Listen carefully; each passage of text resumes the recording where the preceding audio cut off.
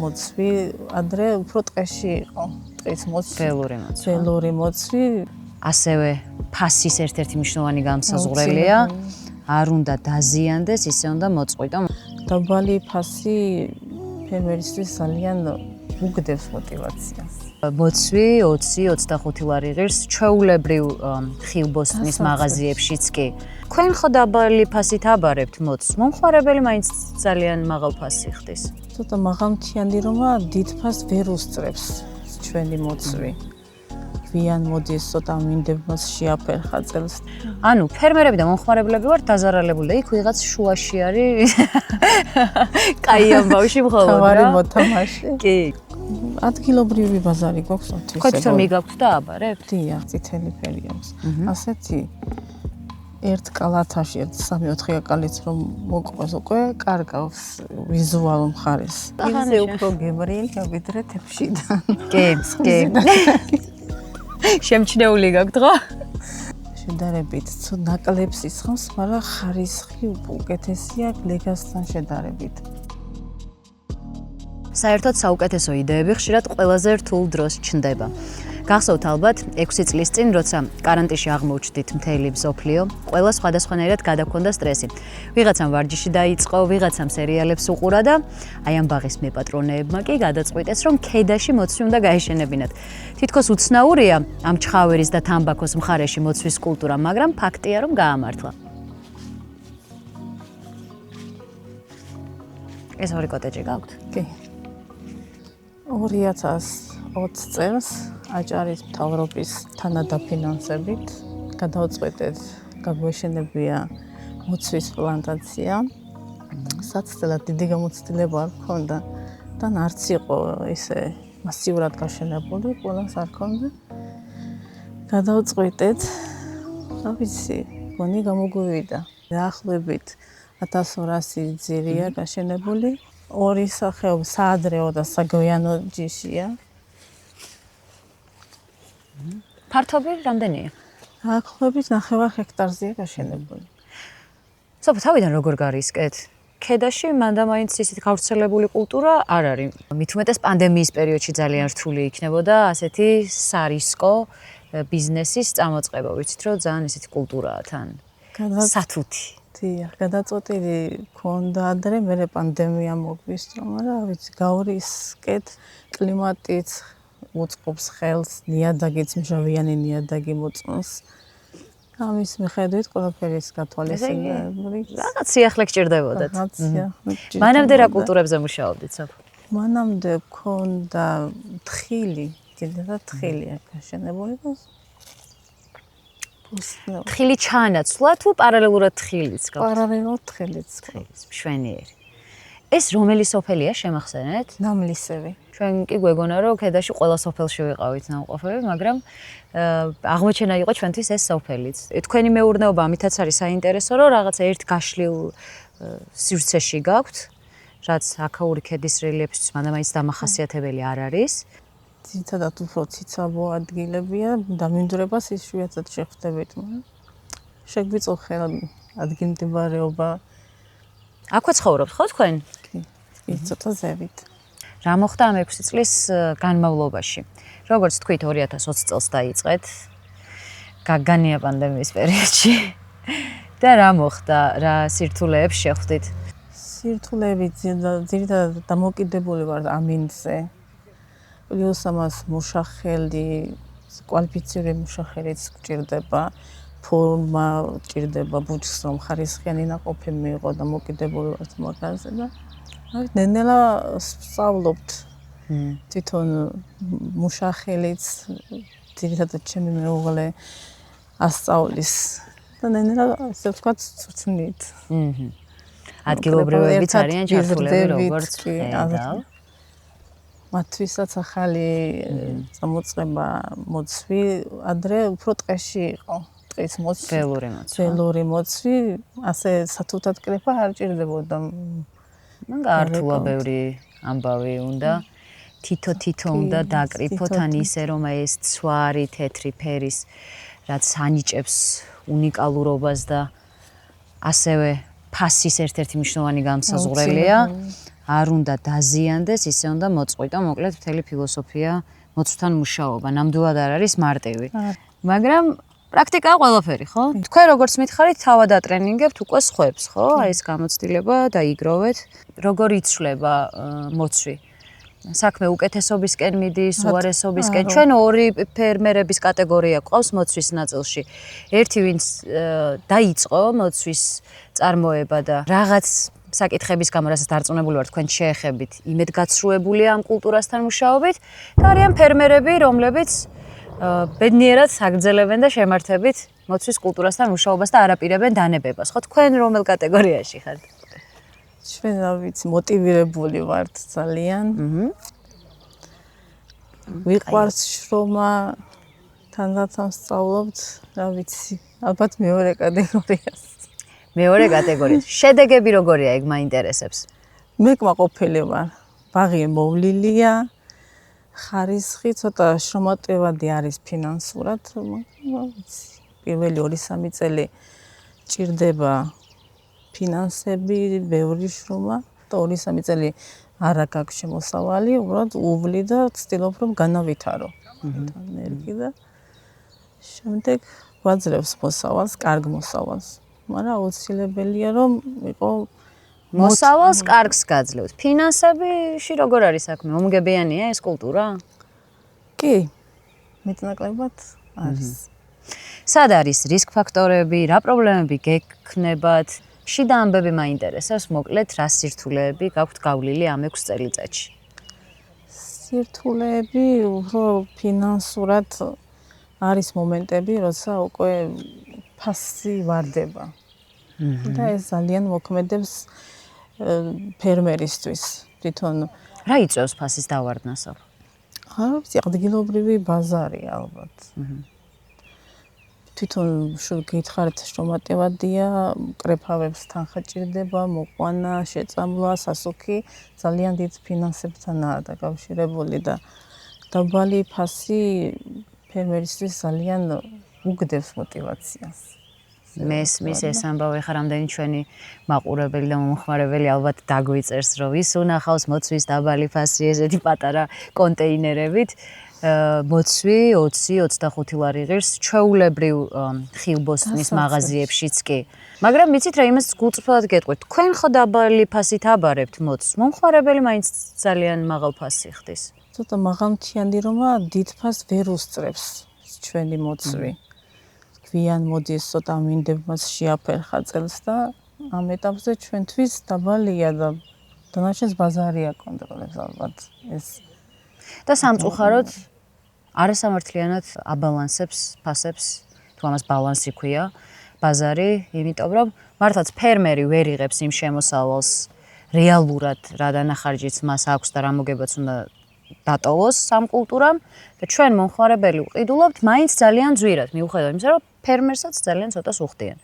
ანუ ფერმერები და მომხმარებლები ვართ დაზარალებული და იქ ვიღაც შუაში არის კაი ამბავში მხოლოდ რა. თავარი მოთამაშე. კი. თქვენი აზრით როგორ შეიძლება ამ ამბის მოგვარება? ყველაზე დიდი როლი მაინც სახელმწიფოს ეკისრება, უნდა ჩაერთოს სახელმწიფო. და დაარეგულიროს. გასაღების ბაზარი, ლოჯისტიკა და ასე შემდეგ. ეხმარება გლეხს გააშენოს მოცვი, ვიცი, ჭირდება ბაზარიც, რომ ცოტა მათ გაყიდოს ფასი. ხო, ლოგიკურია, რეალიზაციის თემა თუ არ დაალაგდა, რა მნიშვნელობა აქვს, რამდენი მოსავალი გექნება, შეიძლება მთელი მოსავალი გაგიფუჭდეს. მით უმეტეს მოცვის შემთხვევაში, როცა მალფუჭებადი პროდუქტია და როგორც აღნიშნეთ, მცირე, თუნდაც კლიმატის ცვლილება, ამინდის ცვლილება, მასზე მნიშვნელოვან გავლენას ახდენს. აი ის ერთი დღე სიცივე და მეორე დღეს ოდნავ სიცხეც კი, ხო? აი უკვე იწვევს ნაყოფის შერბილებას შელახვას, შერბილებას და რბილი მოცვი ბაზრისთვის სახარბიელო მანდამაინც არ არის. ჯემი კაი გამოდის მაინც და კომპოტიც, მაგრამ გასაყიდად ფასი აღარა აქვს უკვე, ხო? ძირითადად ერთი ძირი გვაძლევს 5-6 კილოს, მაგრამ გასაყიდით შეიძლება 4 კილო, 3-4 კილო. მეტი ვერ გავეთ, ცოტა ნაყოფი წვრილია, დაზიანებულია, ეს გადარჩევა, გადახარისხება ჭირდება და სოფო ეს გამოიწვია წლევანდელმა ამინდებმა ალბათ. და ეს კალენდრის ცვლილება, რაც ვატყობთ, რომ ივნის არ გავს, ივლის არ გავს და ბევრი რაღაცას რო არ გავს, რა შედეგამდე მიყავს ამას მოცვის კულტურა. და როგორ აისახა თქვენ ბაღზე? და დიდად ხარისხზე უფრო რა ხარისხის ნაყოფი ბევრი დააზიანა. უფრო მეტი შეიძლება მოსხმაშიც დახმარებოდა და დააგვიანა მოსვლა. გემოში მარცვა კაკალიც არ გაზარდა. ეს ხო ჰიბრიდული ჯიშებია? ახასიათებს უფრო დიდი ნაყოფი. ამ შემთხვევაში მიუხედავად იმისა, რომ უკვე ივლისს უახლოვდებით, ჯერ კიდევ ნაყოფის სიდიდე არც ისეთია რა, თვალში საცემი. და ეს თავისთავად ალბათ ჩვენმა არეულდარეულმა კლიმატურმა პირობებმა გამოიწვია. მაგრამ მინდა ვთქვა, რომ გემო შესანიშნავი აქვს. ალაგ-ალაგ ცოტა სიმჟავე დაყვება, რაც დამახასიათებელია მოცვისთვის და უხდება ნამდვილად. ეს რომელი ჯიშია, სოფო? ეს ლეგასი. ლეგასი, ერთ-ერთი ყველაზე გემრიელი და გავრცელებული მოცვის მოყვარულებში. და ჩვენთან სხვათა შორის თითქმის ყველა მეურნეობაში ძირითადად ამ კულტურაში წამყვანი ჯიში არის ლეგასი. რატომ აირჩიეთ ლეგასი? რა უპირატესობები აქვს? ყინვა გამძლეა, მაღალ მთიანს უფრო კარგად ეგუება, აქ კარგი მოსხმა, კალიბრიც კარგი აქვს. მაგისთვის გადავწყვეტეთ უფრო ლეგასი. და საგვიანო ჯიშია. მოსავლიანობა როგორი აქვს? შედარებით უკეთესი სხვა ჯიშებთან შედარებით. ეხლა საშუალოდ რო გაგვარკვიოთ რა ფართობზე სეზონურად რამდენს იღებთ ხოლმე და კრეფის ეტაპები როგორ იყოფა? კრეფის ეტაპები დაახლოებით 9 ჰექტარზეა გაშენებული. წელს შევიდა სრულ მსხმოიარობაში. ალბათ 3 ტონამდე 3-4 ველოდებით. კრეფა დავიწყეთ ივლისის შუა რიცხვებში და გაგრძელდება ალბათ ივლისის ბოლომდე. ცოტა გვიან დაიწყეთ კრეფა მგონი, ხო? შარშან ივლისის დასაწყისში უკვე დაწყებული ვქონდა. მაისი, ივნისის პირველ რიცხვებში. გასაღების ბაზარი სად გაქვთ? ადგილობრივი ბაზარი გვაქვს თვისებო. ხო, თვითონ მიგაქვთ და აბარებთ? დიახ. გაქვთ სამაცივრე, ან რა, იმიტომ რომ ძალიან სენსიტიური კულტურა ამ კუთხით. ოდნავ ამინდის ცვლილებაც დაკრეფილ მდგომარეობაში მით უმეტეს მოც უჭირს საკუთარი ეს ფორმების შენარჩუნება და ამ ეტაპზე არ გვაქვს სამაცივრე, ახლო მომავალში გეგმავთ. იქონიოთ ამ ფასებთან მიხედვით ცოტა რომ შევინახოთ, შემდეგ გავიტანოთ უკეთეს ფასად.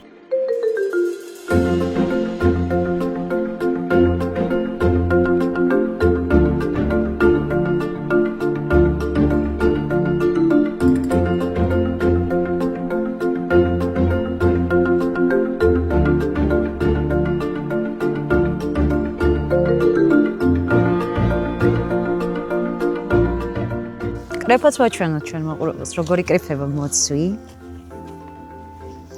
აბა რომელი ბუჩქია ყველაზე ისეთი, თავს რომ მოიწონებს. სად დავდგეთ? ქალები აქტიურად მუშაობენ, მგონი ძირითადი ნაწილი დაკრეფილიც გაქვთ უკვე, ხო? კი. სოფო, როგორ დავკრიფოთ მოცვი? სწორად, ისე რომ არ დავაზიანოთ ნაყოფი. არის ერთი შეხედვით ხედავთ რომ მოცვი არის ლორჯი, მაგრამ შიგდაშით არის ფერი არ აქვს, წითელი ფერი აქვს. ასეთი ერთ კალათაში 3-4 კალიც რომ მოყვეს უკვე კარგავს ვიზუალურ მხარეს. არ არის ლამაზი და იწუნებენ განსხვავებულია ფერი, ხო? აუცილებლად უნდა სათულთად მოვკრიფოთ. და ამის გადარჩევა როგორ ხდება, სოფო? ანუ არჩევთ ნაყოფს, რომელი როგორ დაასორტიროთ? ძირითადად კალიბრის მიხედვით და ეს ვარჩევთ დაუმწიფებელი ნაყოფი ვიღებთ. ცოტა პატარები წვრილი ნაყოფს. ერთი ბუჩქი საშუალოდ რა ნაყოფს გვაძლევს?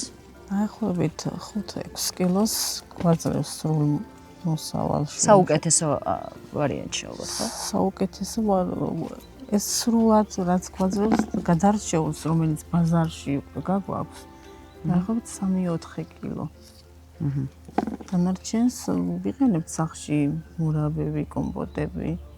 მე ჯემი ვცადე და უგემრიელესი იყო. თან ძალიან მარტივი მოსამზადებელია. თუ ოდნავ შეგელახებათ სახში უკვე როცა მართლა კარგავს რა ვიზუალსაც და თითქოს ეს ცოცხლად მისართმევადაც არ არის მანდა მაინც სახარბიელო, შეგიძლიათ პირდაპირ მოადუღოთ წყლის ყველაფრის გარეშე და უგემრიელესი ჯემი გამოდის. აი უგემრიელესი მართლა. სასარგებლოც არის, გემრიელიც არის და გვაქვს აგერ პატარა სასტუმრო, სადაც ვარ ზარეულიც, პატარა სამზარეულო მაქვს. აკეთებ ესეთ. ანუ აგროტურიზმსაც მისდევთ პარალელურად. ხო? მაგარია. აკეთებულ ჯემი, კომპოტები ძალიან აღფრთოვანებულია. ძალიან მოწონს ტურისტებს. წელს როგორი სეზონია? არ ვართ ყოფილი ჯერჯერობით. გასულ წლებთან შედარებით, ხო? გასულ შედარებით. გილზე უფრო გემრიელია ვიდრე თეფშიდან. კი. შემჩნეული გაქვთ, ხო? გემრიელესია. მხოლოდ ლეგასი გაქვთ? ეს არის დიუკი. საადრეო ჯიშია. შედარებით ნაკლებს ისხამს, მაგრამ ხარისხი უკეთესია ლეგასთან შედარებით.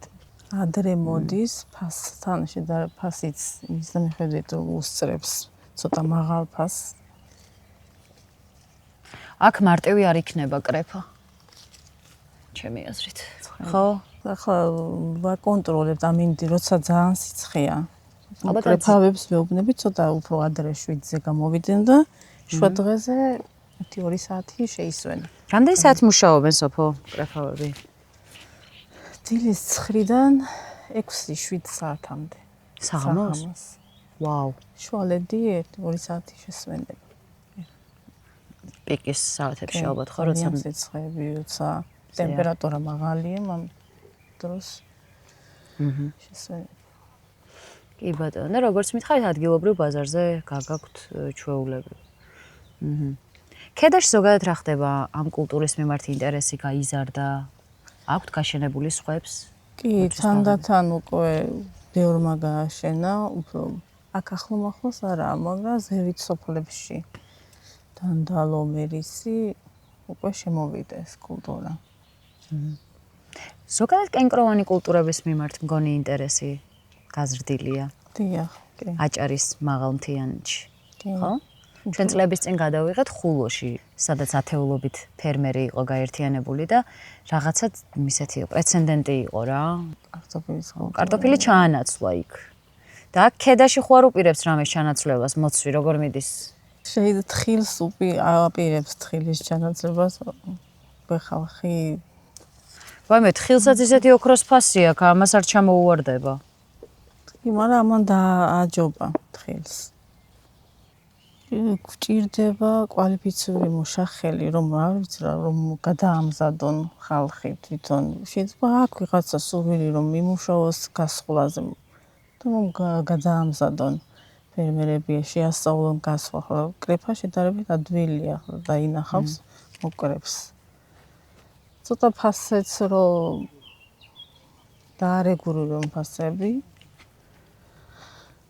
არ იქნება ორი დანარჩენი. ფაროსანა. მოცვსაც ყავს ფაროსანა? კი, აზიანებს ზოგჯერ არის მოყვება, აქ ერთ კუთხეზე შერბილებული, მისი ნაკბენი. რატო არის ესეთი უზნეო არსება? ყველაფერს როგორ ეხება? რა უნდა სიტყვის ჩვენგან და არაფერი შველისთან. მალე მრავლდება. იმე, სად გაფრინდა ეხა კაცმა არის. კიდევ ბრძოლა ჭირდება სახელმწიფოს მხრიდან. ფაროსანასაც და ბევრი ინფორმირება გლეხს, რომ არ აზიანებს ფუტკარს, თუ შეწამლის ღამე შეიწამლება. რას არ აზიანებს? ფუტკარს.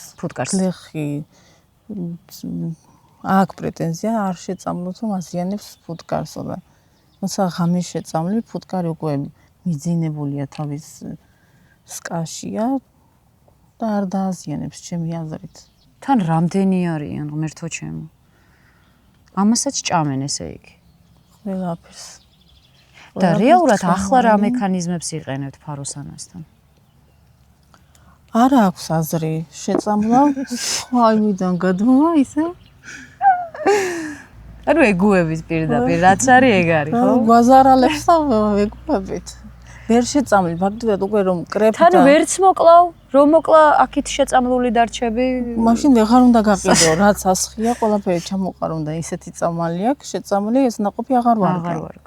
თავიდან რაღაც მეგონა რომ თხილზე იყო მანდა მაინც აცრილი და თხილი უყვარდა ძალიან და აღმოჩნდა რომ აბსოლუტურად ყველა კულტურას ერჩის. შეიძლება იზარალო და ჩამოყარო შეწამლი, მაგრამ მეორე წელს სხვა ნაკვეთიდან გადმოვა, ისე ყველა მესამე დღეს უნდა წამლო ფაროსანას. საფო წელს რა მოლოდინებია ეხა? მოლოდინები დიდი გვაქვს. შემართებაც დიდი გაქვთ. დანებებას არაპირებთ მიუხედავად იმისა რომ წელს მანდამაინც ისეთი სეზონი ვერ გამოდის როგორიც ფერმერებს უნდათ იმ კლიმატური პირობების გამო რაც ალბათ ყველა ფერმერს შეეხო ნაკლებად და მიხარია შემართებით რომ ხართ ულამაზესი ბაღი გაქვთ საოცარ ადგილას მიხარია რომ აგროტურიზმის მიმართულებითაც აქტიურდებით ასევე ძალიან დასაფასებელია ფერმერი რომელსაც უყვარს რისკი და სიახლეები. მით უმეტეს ქედის მუნიციპალიტეტისთვის მანდამაინც დამახასიათებელ კულტურად ეს ჰიბრიდული ჯიშის მოცვები და პლანტაციები არ ითვლება, მაგრამ სტერეოტიპებს ამსხრევენ ძლიერი ქალები და ძლიერი ფერმერები. მადლობა. მთელი გულით გისურვებთ წარმატებებს, სოფო. უღრმესი მადლობა. დიდი მადლობა თქვენ მასპინძლობისთვის. დიდი პატივი იყო ჩემთვის თქვენი მასპინძლობა. გაიხარეთ, ძალიან დიდი მადლობა. მე ხა ისოც დავკრიფე, ნელ-ნელა შევექცევი.